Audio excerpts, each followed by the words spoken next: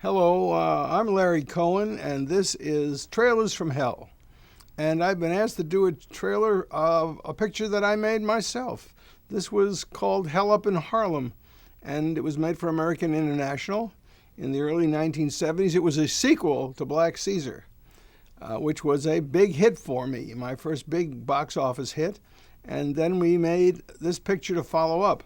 As a matter of fact, the picture of Black Caesar was only in the theaters for a couple of weeks before we started shooting this one, because we wanted to make the picture quickly before any of the actors decided they wanted more money.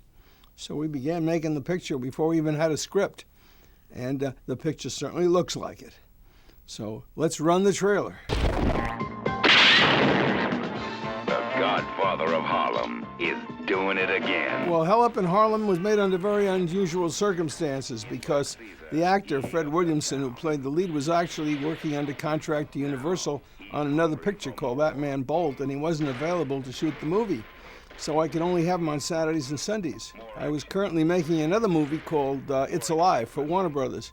So we decided we'd shoot 5 days a week on It's Alive, and then Saturdays and Sundays we'd shoot Hell Up in Harlem. Fred would grab his costumes and wardrobe from Universal, bring them over and wear them in our movie too. We just kind of stole our star from under Universal's nose. And when we were shooting in New York City, who did we run into in the airport but Lou Wasserman, the head of MCA Universal.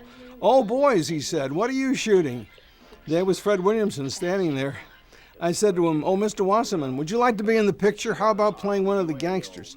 Quickly changing the subject, and he fled off into the airport. At any rate, in the first picture, Black Caesar, Fred Williamson was killed at the end of the movie. The audiences didn't like that at the preview, so I called up Arkoff. I said, "We just had a disaster at the end of the preview. The picture went over great, but they didn't want him to die at the end." He says, "I told you not to kill him." I says, "Well, I got to do something. We're opening this picture next week in New York."